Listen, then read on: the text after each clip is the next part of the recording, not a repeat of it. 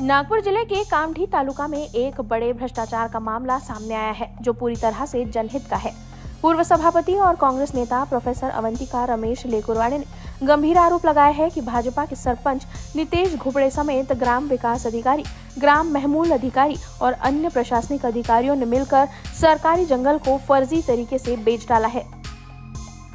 मामला भुगाव ग्राम पंचायत का है, जहां मौजा भुगाव सर्वेक्षण क्रमांक 8 क्षेत्रफल 1.72 हेक्टेयर सरकारी जमीन, जिसे महाराष्ट्र सरकार ने जंगल के तौर पर मान्यता दी थी, उसे बिना वन विभाग की अनुमति और बिना जिलाधिकारी की स्वीकृति के वैशाली गार्ड फाउंडेशन नागपुर के नाम 30 वर्षों के लिए लीज डीड में दर्ज कर दिया है। महत्वपूर्ण बात यह है कि 22 जुलाई 2023 को संपन्न ग्राम सभा की बैठक में भी इस जमीन को वैशाली गार्ड फाउंडेशन को देने का कोई प्रस्ताव नहीं था। फिर भी सरपंच, उप सरपंच और ग्राम पंचायत के अन्य सदस्यों ने मिलकर अवैध रूप से इस जमीन का रजिस्ट्रेशन कर दिया। तलाटी और ग्राम सेवक जैसे सरकारी अधिकारी भी इस गैर कानूनी कार्य में मौन साधे हैं। तलाटी और ग्राम सेवक जैसे सरकारी अधिकारी भी इस गैर कानूनी कार्य में मौन साधे हुए हैं। कांग्रेस नेता अवंतिका लेकुरवाड़े ने कहा है कि ये केवल एक आइसोलेटेड मामला नहीं है। इससे पहले भी असलवाड़ा क्षेत्र में सरकारी तालाब को बेचने का मामला सामने आया था, जिसे उन्होंने खुलासा कर प्रशासनिक दरबार में चुनौती दी थी। उनका कहना है कि महाराष्ट्र में जमीन माफियाओं का खेल तेजी से बढ़ रहा है। उन्होंने जिला प्रशासन, मुख्य कार्यकारी अधिकारी, जिला परिषद नागपुर, जिलाधिकारी नागपुर, विभागीय आयुक्त नागपुर और उप विभागीय अधिकारी मौदा को चेतावनी दी है कि 7 दिनों के अंदर दोषियों के खिलाफ कार्रवाई नहीं की गई तो भयंकर आंदोलन करने को बाध्य होंगे। उनका ये भी कहना है कि यदि शासन ने इस भ्रष्टाचार को अनदेखा किया तो आम जनता के अधिकारों का हानि होगा। उनका ये भी कहना है कि यदि शासन ने इस भ्रष्टाचार को अनदेखा किया तो आम जनता के अधिकारों की हानि होगी।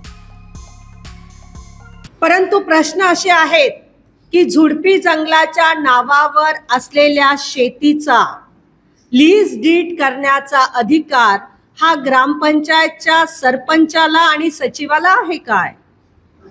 ही लीज डीड करत असताना त्यांनी फॉरेस्ट ऑफिसची कुठल्याही प्रकारची परवानगी घेतलेली नाही।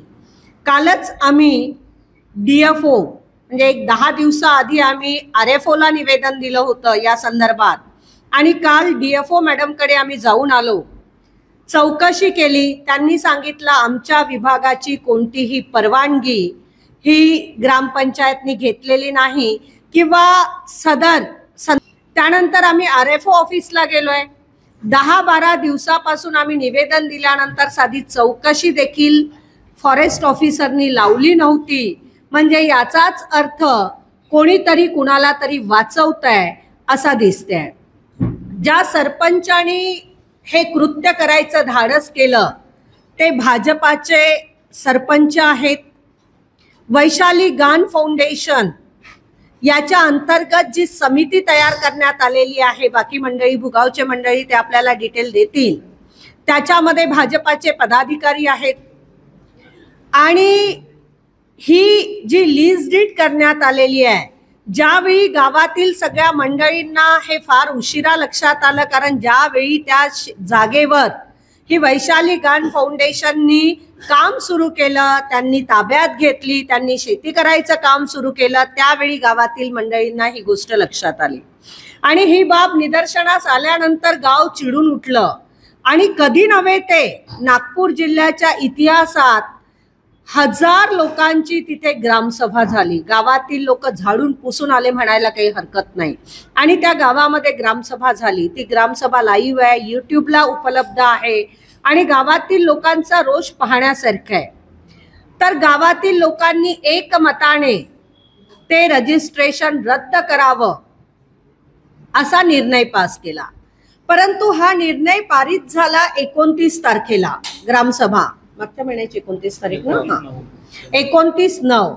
मग 29/9ला एवढी मोठी ग्रामसभा झाली। 29/8ला सॉरी, एवढी मोठी ग्रामसभा झाली आणि त्यानंतर बीडीओ जे कोण आहे, बाळासाहेब यावले हे बीडीओ आहेत। मग बीडीओनी सुमोटो कारवाई केली नाही, बीडीओने या गोष्टीची दखल घेतली नाही की एवढी मोठी ग्रामसभा झाली आणि अशा प्रकारे सरपंच आणि सचिवांनी जे त्यांच्या अखत्यारीत येतात त्यांनी एवढा मोठा फ्रॉड केलेला आहे, भ्रष्टाचार केलेला आहे, करोडो रुपयाची लेनदेन झालेली आहे, कारण ती शेती करोडो रुपयाची आहे. तर अशा वेळी त्यांनी साधी चौकशी करून कारवाई करायचं धारिष्ट दाखवलेलं नाही. त्या भागातले तहसीलदार जे रेव्हेन्यू ऑफिसर, तालुक्याचे प्रथम रेव्हेन्यू ऑफिसर आणि अपील अधिकारी असतात, रेव्हेन्यूच्या जागेचं संरक्षण करणं ही ज्यांची जबाबदारी असते, त्यांनी देखील धारिष्ट दाखवलं नाही की सुमोटो कारवाई करावी. मग त्या गावातील SRS या नावाने एक ग्रुप, सामाजिक ग्रुप त्या गावामध्ये ऍक्टिव्ह आहे. सूरज आंबिलडुके, रितेश सूरज हे त्याचे सदस्य आहेत. आणि मग यांनी तो प्रश्न उचलून धरला. तहसीलदारांना पहिलं निवेदन दिलं, फॉरेस्ट ऑफिसरला निवेदन दिलं, माझ्यापर्यंत आलेत, मला ती बाजू समजावून सांगितली.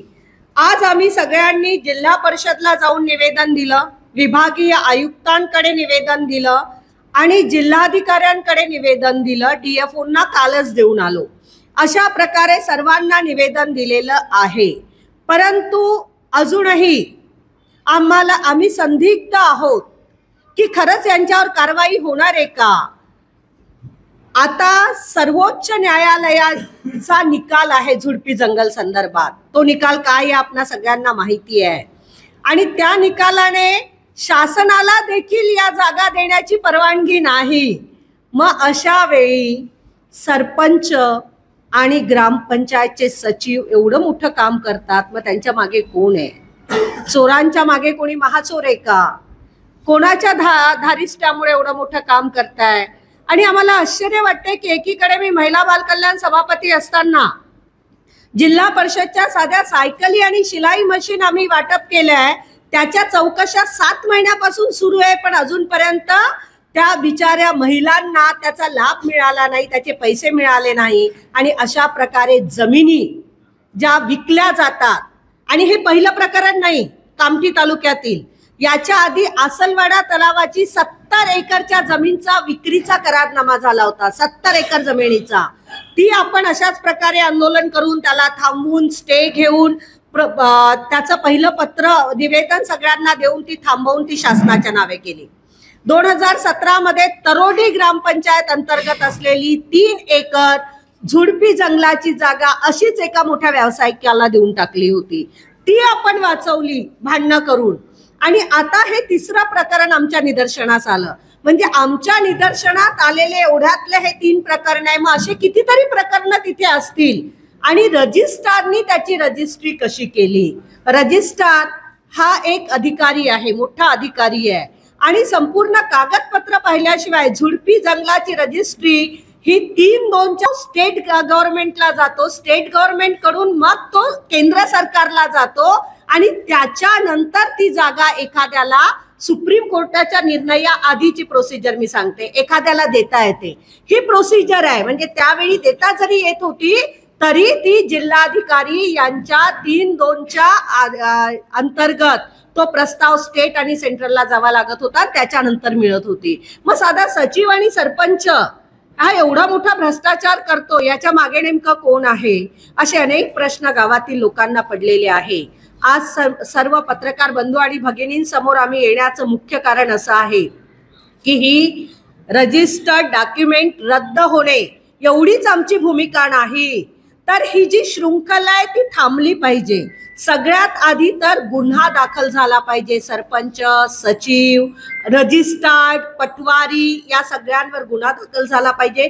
त्यांना अटक झाली पाहिजे. सस्पेंडची कारवाई आम्हाला नको, कारण सस्पेन्शन हे थूक पॉलिश आहे नुसतं. आम्हाला टर्मिनेशनची कारवाई असली पाहिजे. आणि दुसरा यातच सोबत महत्वाचा विषय असा आहे की जे रजिस्ट्रार आहेत अनिल भिवगडे यांच्या कालखंडात अशा प्रकारे अनेक प्रकरण झालेले आहेत. म्हणजे कामठीमध्ये आपण जर गेलो तर जुन्या NATP वर जमिनी आता विकत घेतल्या, लेआउट आता पाडले, परंतु जुन्या NATP वर, बोगस NATP वर शेकडो रजिस्ट्र्या लागल्याचे प्रकरण तिथे दिसून येतील. त्याच्यामुळे अनिल भिवगडे या रजिस्ट्रारच्या कार्यकारिणीची संपूर्ण चौकशी झाली पाहिजे आणि जे बोगस रजिस्ट्रेशन त्यांनी केलेलं आहे ते रद्द झालं पाहिजे आणि त्या सर्व अधिकाऱ्यांवर कारवाई झाली पाहिजे आणि भुगावच्या जनतेला न्याय मिळाला पाहिजे, ही मागणी घेऊन आम्ही इथे आलेलो आहोत.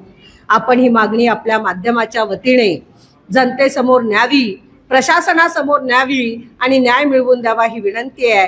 याच्यानंतर SRS ग्रुपचे सूरज आंबिलडुके, माझ्यासोबत सन्माननीय दिलीप भाऊ वंजारी आहेत, ते देखील त्याच गावचे आहेत. ते उपसभापती, माजी उपसभापती राहिलेले आणि त्याच गावचे आहेत. तर सूरज खऱ्या अर्थाने प्रक्रिया आपल्याला सांगेल. लेकुरवाड़े ने यह भी सवाल उठाया है कि आखिर कौन से बड़े कनेक्शन है जो इस घोटाले को अंजाम दे पा रहे हैं. चोर को पकड़ने वाला चौकीदार भी चोर बन चुका है. ये पूरी घटना एक गंभीर प्रशासनिक विफलता की गवाही देती है. सभी दोषियों पर शीघ्र कार्रवाई कर न्याय दिलाने की मांग करते हुए अवंतिका रमेश लेकुरवाड़े ने सोशल मीडिया और जनसाधारण माध्यमों के माध्यम से जनता से भी जागरूक रहने की अपील की है. उनका कहना है कि ऐसे भ्रष्टाचार के खिलाफ आवाज बुलंद करनी होगी ताकि प्रशासनिक भ्रष्टाचार पर लगाम कसी जा सके. हमारा हर शब्द समाज की आवाज, हमारी हर पहल निष्पक्षता का कदम. आपकी हर समस्या में आपसे पहले दिखेंगे हम हैं न्यूज फर्स्ट. ईश्वर का सच, हमारा साहस और आपका विश्वास. सच, साहस और विश्वास. अगर आप ये वीडियो YouTube पर देख रहे हैं तो हमारे चैनल को सब्सक्राइब कर बेल आइकन दबाएं.